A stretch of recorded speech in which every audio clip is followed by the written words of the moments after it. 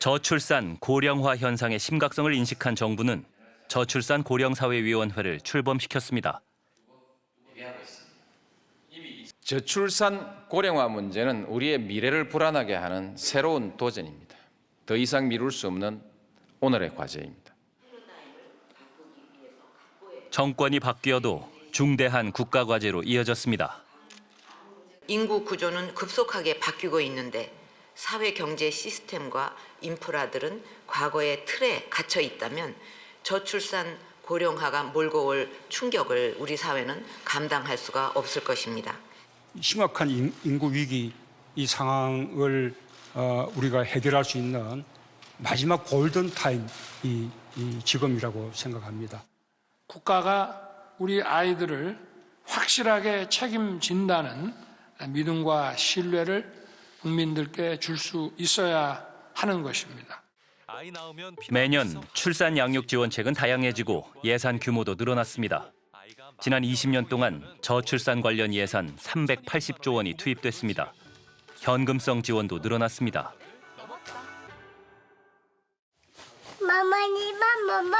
하지만 여전히 합계 출산율은 제자리 걸음. 출산 양육 지원책은 효과를 거두지 못하고 있습니다. 엄마들의 생각을 물어봤습니다. 첫 만남 지원금도 이런 것도 있지 않았어요? 아, 맞아. 그때 아기 낳았을 때는 200만 원을 주는 게 있었어요. 한 번에? 네. 한 번에 주는 거였는데 조리원비 내니까 없어요. 산후조리원비가 300이었어요. 원래는 그 전까지는 가격이 낮다가 그 지원을 해준다는 얘기해도 되나? 얘기를 듣자마자 가격이 막 많이 엄청 오르더라고요. 똑같이 오르더라고요. 계약 갈 때는 270이었는데 갑자기 300인데 하시겠냐요. 그래서 하긴 해야 되는데 좀 그런 게 되게 그렇게 큰 돈이 드는 줄 몰랐어요. 지원금이나 뭐 나오게 하면 그거에 맞춰서 받는 만큼 다 금액이 다 올라가더라고요. 현금성 지원의 부작용은 특정 지역만의 문제는 아닌 듯합니다. 처음에 뭐 산후조리원부터 해서 산후조리 금액을 서울에서 바우처로 100만 원을 지원해준다 했을 때 다들 한꺼번에 100만 원씩 올려버리는 이런 게 있고, 애기 용품을 팔거나 애기 교육하는 그런 프로그램을 판매하는 업체들도 이렇게 얘기해. 어머니 가격을 올려버려. 가격을 그만큼 정부에서 받는 만큼 올려요. 실제적으로. 매년 많이 올라요. 약간 진짜. 인플레이션이 이렇게 일어나는 것 같아요. 근데 애기 용품에서 더 많이 크게 일어나는 것 같아, 인플레이션이. 출산과 양육을 위한 각종 지원금. 그러나 오히려 육아 관련 물가를 오르게 부추긴 꼴이 됐습니다. 엄마들에게는 오해만 생긴다고 합니다. 한 사람당 100만 원이라고. 너는 200만 원 받냐면서. 정말 잘 나왔다고 막 저한테 애들이 돈 벌어다 오는 애들이라면서 얘네가 중소기업 월급 받는 애들이라고. 그 엘리베이터 안에서 막 쩌렁쩌렁 막 몇 번이나 그런 말씀 하시는데. 처음에 나왔을 때 제일 많은 돈이 들어오고 점점 시간이 지날수록 지원금은 사라지고 네, 지출은 더 커지고. 지출은 더 커지고. 애들 먹는 건 더 커지는데. 중앙정부와 지자체의 지원 내용이 다르고 지원 종류도 천차만별인 출산 지원 정책들. 출산 지원 예산은 2006년 2조 원대에서 2022년 50조 원 규모까지 증가해왔습니다. 그러나 세계 최저 수준으로 떨어진 합계 출산율은 반등하지 않습니다. 일과 육아의 양립이 어려운 환경에서 경력 단절은 저출산의 또 다른 원인입니다. 회사가 있어도 지원을 하기가 힘들더라고요. 그게 제일 힘들었던 것 같아요. 다시 입사를 하긴 했지만 되게 폭넓게 보진 못했어요. 뭐 들어가고 싶은 회사도 못 들어가게 되고, 이 퇴근 시간 이런 거, 거리 이런 거 다 따져야 되니까 어린 아기를 두고 이렇게 먼 회사를 다닐 수가 없는 게 엄마의 현실이죠. 저는 어쨌든 직업 자체가 서비스 직업이다 보니까 뭐 따로 복지나 이런 혜택 같은 게 없기 때문에 그냥 일을 쉬면 그냥 쉬는 거고, 제 주변에 미용을 시작해서 하게 돼도 딱 출산으로 끊겨요, 그냥. 그래서 미용을 그 후로 그만두는 분들도 되게 많이 봤거든요. 거의 한 70, 80%는 다 그런 것 같아요.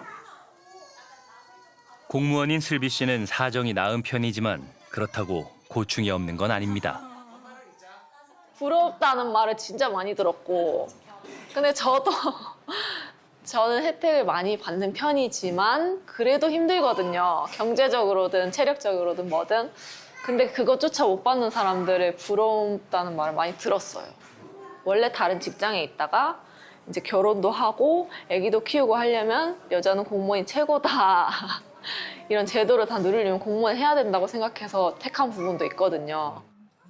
출산과 양육 환경에서도 지역 격차가 커지고 있습니다.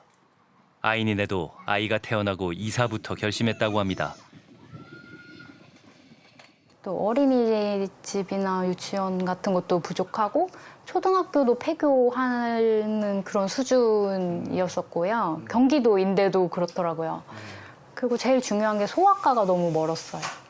소아과가 아예 없어가지고 30분 거리로 가야 되는데 거기는 또 사람이 엄청 많고 애는 막 열이 막 나고 이러는데 막 울고 그런 적도 있었어요. 아기를 안고. 그래서 와, 여긴 진짜 빨리 벗어나야겠다 이런 생각을 했었죠. 아이니네처럼 양육 환경이 갖춰진 곳으로 이사하는 부모도 있지만 경제적인 부담을 덜기 위해 양육 환경을 포기해야 하는 부모도 있는 것이 현실입니다. 전남 강진구는 인구 감소로 인한 지역 소멸 위험이 커지자 파격적인 양육 지원금으로 승부를 걸었습니다. 강진구는 양육 수당으로 한 자녀당 매달 60만 원씩 84개월까지 지역 화폐를 지급하는데요. 이 정책 이후 2년 연속 출생아 수가 증가하고 있습니다. 2023년 10월 경기도 하남에서 전남 강진으로 이사온 가족을 만났습니다. 안녕. 내가 우리 집 알려줄게. 알려준대요. 그래, 가자. 제니가 알려줘. 제니야, 같이 가. 난 지금 내 가방을 거꾸로 메고 있지.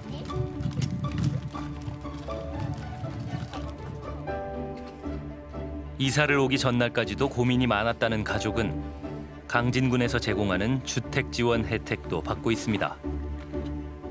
우연히 또 셋째까지 낳게 됐고 그러다 보니까 좀 실질적으로 좀 부담되는 부분들이 좀 있었습니다. 그래서 좀 강진은 어렸을 때도 왔다 갔다 했으니까 전입하게 되면 조금 더 보조를 받을 수 있을 것 같아서 그 부분도 큰 요소 중에 하나였습니다. 세 딸을 키우며 경제적인 부담이 컸다는 부부는 수도권의 양육 환경 대신 한 자녀당 약 5천만 원이라는 경제적 지원을 선택했습니다. 뭐 인프라 같은 경우에는 수도권에 비하면 훨씬 열악한 것은 맞고요. 좀 소아과 다니는데 많이 힘들었습니다.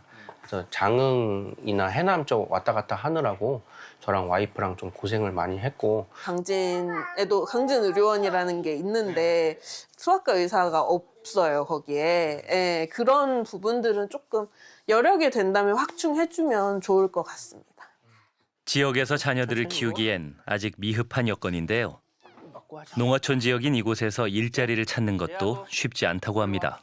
쓰레기 아빠 버릴게 아빠한테 줘. 일단은 여기에는 사기업은 많이 없기 때문에 그런 쪽에서 일을 하셨던 분들은 어떤 식으로 자기가 직장을 구해야 할지는 좀 설계를 하고 들어와야 될 거고요. 친구들도 나도 갈 수 있을 것 같아라고 생각을 편하게 할 수 있는 환경일까요? 아니, 없는 거. 다행히 부부는 강진군 인근 광주와 해남에서 일자리를 찾았다고 합니다. 2005년 해남군에서 처음 시작한 출산 장려금 정책은 이제 대부분의 지자체로 확대됐고 지원금 규모도 치솟고 있습니다. 그러다 보니 인근 지자체들 사이에선 지원금을 두고 자녀가 있는 가정을 전입시키기 위한 경쟁을 벌일 수밖에 없다고 하는데요. 그 효과에 대해서도 회의적입니다. 서로 더 많이 줘라. 그래서 주민들도 예를 들자면 저기 시군은 100만 원이라도 더 주면 그 시군에 가 있죠, 주소를. 근데 그 시군에 아기만 낳고 몇 년 있다가 다시 또 빠집니다. 다시 또 도시권으로 또 다시 가버려요. 그런 사업을 하는 게 의미가 있을까요? 돈 더 주기 경쟁이죠. 아, 실제로 근데 경쟁이에요 이게? 그렇죠. 네. 한 지자체에서 지원금이 더 높은 인근 지자체로 이동하는 청년들. 그러나 출산을 하고 나면 곧 떠나버리고 맙니다. 지원금 경쟁이 단기적인 출산율 올리기 경쟁이라는 지적입니다. 단기적으로 이런 재정 경제 현금성 지원이 효과는 있어요. 그런데 그게 한계가 있잖아요. 지역별로 인구가 심각한 지역은 더 많은 예산을 투입할 생각이 있거든요. 그러면 경쟁이 심해지다 보면 또 풍선 효과죠. 이쪽을 많이 하다 보면 저쪽은 더 줄어들고 이렇게 되잖아요. 이게 양날 칼인데 이 문제는 지자체 경쟁을 일으키지 말고 정부에서 좀 했으면 좋겠다. 인구 문제 이건 지자체 차원에서 할 수 있는 게 아니거든요. 이건 매우 큰 문제입니다. 지역에서 인구 감소에서 출산율 하락이 차지하는 비중은 20% 정도밖에 안 됩니다. 70에서 80% 정도는요, 사회적 인구 이동 때문에 발생하는 거예요. 그냥 밖으로 나가는 거예요. 지금 이 순간에도 청년 인구의 유출은 멈추지 않고 있어요. 계속 수도권으로 집중이 되고 있습니다. 농어촌 지역에 한정됐던 인구 감소 지역이 광역시 단위로까지 확대되면서 행정안전부는 10년간 10조 원의 지방소멸 대응 기금을 지원하고 있습니다. 지방소멸 대응 기금은 어떻게 사용되고 있을까요? 의성군이 지방소멸 대응 기금으로 투자한 사업은 청년 외식 창업 공간입니다. 3년 전 지원 사업의 첫 수혜자로 김영재 씨가 선정됐습니다. 크림 짬뽕 얼마 됐어요? 네, 크림 짬뽕 먼저 나갈게요. 이제는 식당 운영 경험을 살려 의성군 지역 청년들에게 요리 비법과 경영 노하우를 교육하고 있습니다. 청년 일자리 사업 등으로 통해 갖고 인테리어부터 해서 교육부터 그리고 앞으로 나아가는 데까지 운영하는 데 운영금까지 거의 말씀드리면 창업하는 데 있어서 90%를 지자체에서 지원을 해준다고 보시면 돼요. 의성군의 특산물을 식재료로 활용하며 지역 특성을 살리기 위해 힘쓰고 있다고 합니다. 이렇게 보시면 계속 이렇게 다른 것보다 저어줘야 돼요. 맛이 굳어지지 않게 크림 양이 갖고 그 농도에 맞췄을 때 이제 불을 끄고. 의성군은 사업의 우수성을 높게 평가받으며 정부로부터 지방소멸 대응기금 총 354억 원을 받았습니다. 지자체는 더 큰 금액을 받기 위해선 또 경쟁을 할 수밖에 없다고 합니다. 이 중앙정부의 공모사업, 지금은 중앙정부가 거의 공모사업으로 많이 합니다. 각 지역이 갖고 있는 특성이 있지 않습니까? 그러면 지역에 대해서 특성의 계획이나 이런 걸 맡겨서 그렇게 하는 것이 훨씬 소멸을 극복하고 지자체의 역량을 키우는 데 좀 나을 것 같은데 평가에 좀 중점을 두고 이렇게 하니까 그건 조금은 이제 아쉽다 하는 생각이 듭니다. 지자체들이 지방소멸 대응기금으로 가장 흔하게 하는 사업은 조형물 설치 사업입니다. 대표적인 포도 생산지인 영동에선 대형 와인병 조형물을 설치하고 있습니다. 논산에서는 육군 병장의 길 조성을 위해 톨게이트 옆 기존 공원을 리모델링하는 동시에 역시 지역을 상징하는 조형물 병장상을 만드는데 기금 20억 원을 사용했습니다. 기존 황산대교의 야간 조명 설치에 지방소멸 대응기금 15억 원을 사용했습니다. 창의적인 사업을 찾기는 어렵습니다. 저희 입장에서 솔직히 지방에서 할 수 있는 사업이 몇 가지 없다. 기금 받아가고 할 수 있는 게. 그렇다고 뭐 가장 정규 인구를 가장 끌어올 수 있는 거는 현금성 지원인데 이건 또 기금 사업은 안 된단 말이에요.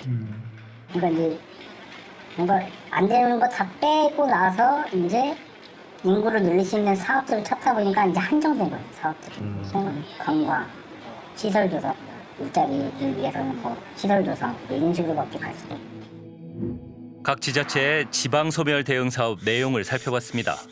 이름만 다를 뿐 비슷한 사업이 눈에 띄었습니다. 공통적으로 공원 조성 등 인프라 사업이나 조형물 분수대 설치와 같은 사업이 많았습니다. 과연 지방소멸 대응에 효과가 있는 걸까요?